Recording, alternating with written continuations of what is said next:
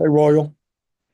Coach, I wanted to ask you, what do you think has been the biggest difference over the last three games, specifically where you've been right in the matchups, and then it just hasn't gone your way at the very end?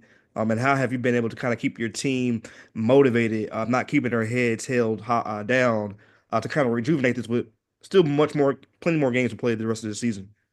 Yeah, Royal, I think it's about 10 possessions in every game that I think that really decide a game. I know a lot of people say, man, it's still, one or two. We just got to get back to winning the hustle plays. And what I mean is our guys are playing really hard, but 50-50 balls here, a bad foul here, a bad shot here, no communication a little bit on in defensive transition, and you lose a 1 point game. It's weird because some of it is that, and then honestly, some of it is we've had kind of a little bit of bad luck as far as what the balls bounced a different way and all that other stuff. And the great question about, how are we keeping our guys in it, is because they can see that, if we clean up a couple things, then we can be on the other end of those games opposed to losing those. Thanks, Coach. Go next to David Teal. Kevin, just a little bit off topic. William and Mary is bringing back Tony Shaver on Saturday after a 6-year absence. You competed against some of his best teams when you were at Wilmington. Just what were your impressions of him as a coach and his teams, the way they played? Well, first of all, I'm excited to hear that. Tony, when you think of William and Mary, Tony was there for so long, and he's done a tremendous job at William and Mary, and his teams were always good. I mean, they shared the basketball, they could really shoot the basketball, they would always spread you out. More, Tony will laugh at this when I say this, but more offensively than defensively. You had to be able to score a lot of points in order to beat his team. And man, he's a good basketball coach, and he's had that program for a while. And that was a program, obviously, that the academic standards were so high, and so he had really, really good basketball players that knew and understood the culture of William and Mary. And I'm excited that they are bringing him back. Thanks. James Henderson, go ahead. Yeah, Kevin, you guys have sort of a mini bye. I don't know what you label it in basketball here without a midweek game, but what are some things you feel like you guys can work on or try to clean up this week? Because I'm sure you probably feel it's beneficial to have one of these. Yeah, James, we gotta, it becomes a point in every game that I think you as coaches you say, man, are we doing everything not to beat ourselves? And I always go back to the Virginia Tech game and where there's a loose ball on our end of the floor after we missed the shot, and it's not a lot of seconds left on the clock. All we had to do is dive on the ball, and then it would be our possession, and then they got to foul us. We just got to finish situations, and it's weird because we did in two of those, Notre Dame and Florida State, and then we've been on the other end in the four. I don't know that anybody else in the country has had, six or seven one possession games, and some of it is we just didn't finish the game the way we needed to, and some of it was the other team made a few more plays than we did. So, want to get in here. Obviously, I think we need to get a little bit sharper offensively.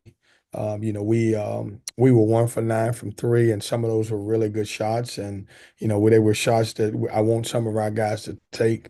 It seems like our defense has been really holding us down lately. We've done a good job holding guys in the 60s, other than Virginia Tech.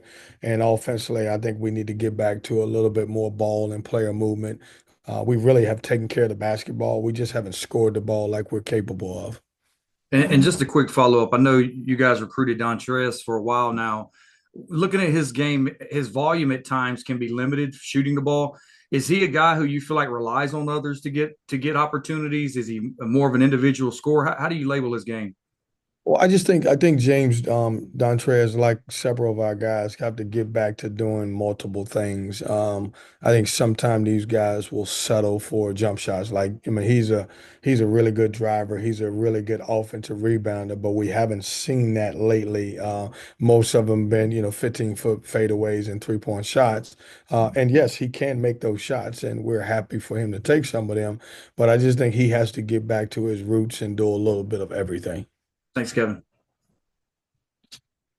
Jaden Watson Fisher, you are up next. Yeah, Kevin, Devin Stoudemire was just talking about how, it's a lot easier to have a connected team when you're winning, when you're in a stretch like you are right now.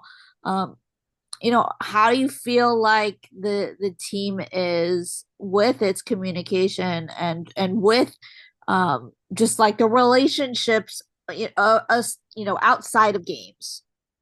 Yeah, it's a thin line between winning and losing. I mean, it's crazy because, we could be, and we could play woulda, shoulda if we want to, but we're on the other side of that. Maybe we're 12-6. But it's a thin line between winning and losing. You got to almost trick your mind because you can play that same game and lose those four, but you play the same game and win it, and you feel a lot better. But it's not that you played better in the game. You just made one more shot than the other team. And so, what I'm trying to get our guys to understand, and which help our relationships and help these guys keep working, is one or two possessions, three or four possessions, and we're on the other side of that. And so it's not like you're getting, beat really bad in games. You're losing games at the end. And some of it has to do with the other teams are making more plays than you. But at the end of the day, we got to be able to see that you're in those games to win those games. Like you would much rather be in the game than losing by, 15 and 20 every night. JC Zembel, go ahead. You were able to see Zamika Wilkins recently, and you obviously know what kind of shooter RJ Greer is, and then having Bryce Hurd enroll a year early. What is it like now for a high school or a high school senior to join what is most likely veteran teams? So you were asking more with Bryce or with those guys coming Well, in? just between Bryce and then next year you'll have RJ and Zamika, and between what you've seen of them and then what it's like joining a veteran team, what is that transition like? Yeah, it's tough, JC, and some of it comes down to the amount of competition that you've competed against. And I hate to say that, I was as a guy who's been in prep school for 12 years, I felt like our guys were prepared to step into any college program and play. That's because they were challenged every day, and we had, 11, 12 Division I guys on that team. Some guys just a little bit further than the others because of who they're playing against, and it can be tough, but it can be rewarding. And when I look at Bryce, Bryce would have been in this class. He would be having a good, very good senior year, but he's getting valuable experience playing against older guys in practice. And then, RJ and Michael both play for really good high school programs, and so I think they both will be ready to come in and contribute right away, and really excited about those guys coming here. Go to Noah Fleischman. Yeah, Kevin, multiple times this year you talked about looking for consistency from play night in, night out. Is that, a byproduct of, just having a team with so many new faces, especially using the portal, or is it just something that is just different about this team than you've had in the past? Well, it's everybody on our team, Noah, is in a complete different position than they were last year. You really look at it, at the end of the year, we returned one starter, and both Ben and JT, played a 6 or 7 man role. And so we're asking those guys to be in a different position. Even Michael at times we're asking him to score. And then you get down to Breon Pass and Dennis Parker, who Dennis was out at the end, but Breon played a limited role for us too. And then you add 8 new guys. And so really it's one of those things. We're one of the teams in our league that is not returning a lot of folks. And it's really showing with us. Chemistry is hasn't been great. I think we've got a little bit more defensive chemistry than we do offensively. But I'm looking for consistency. Like I need guys like Ben and Brandon and Dontrez to get back to rebounding the basketball. I told them after practice today, and I think I was right when I say this. I think Marcus Hill is leading us in rebounding in ACC play, and that shouldn't happen. And that's nothing. That's not a knock against Marcus. It's just we have to get guys, back to playing a bigger role and doing their jobs. And by doing their jobs, they will really help us win games. And then just to follow up, you talk about, you lost a lot from last year's team, came in with a lot of guys their first year in the program. It stands to kind of look similar going into next year. Is that something that might change the way you look to build a team moving forward? Just try not to lose as many guys in the same year? I don't think we got any control over that, Noah. It's, if you can retain some of your players, that's great. But, certainly that's not all on decision that's going to be made just on the coaches. It's more of a group decision and family decision with players and all that other stuff. In a perfect world, yes, I would like some of that, but I can't say that that's going to happen. And, it's probably one of those things that you're going to, every year in college basketball, you're going to have at least six, seven. For me, it's been tough because I haven't been able to return my leading score for about 7 years. And so you hope at one point you can maybe do that. Last question will come from JC Zemble. The last few years, you've learned how to integrate DJ Burns with the guards. This year, Brandon Huntley Hatfield with the guards. Moving forward, Michael Wilkins can score on the block. What is that transition or what is that feeling out process like for the guards to trust the bigs understanding that if they work hard, they get the ball?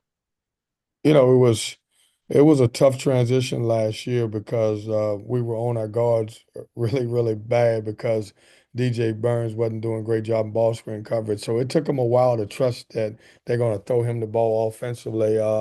I just think it comes through playing. It comes to, hey, understanding that you really need your teammate to be successful. Last year, JC, we had such a dynamic score and DJ Horn, and then DJ Burns was a second point guard on the floor. With these guys, it's more, hey, we need each other. We need a Brandon, we need a Ben, we need a JT, but we need them all to play together on a given night to give us the opportunity to win. This is one bunch where you don't have the guy that can go off for 20 every night. And so we need each other to be able to play. And so trying to get all those guys, we're a group that needs to have inside baskets, and we also a group that needs some outside scoring also. And so we need to score in multiple ways.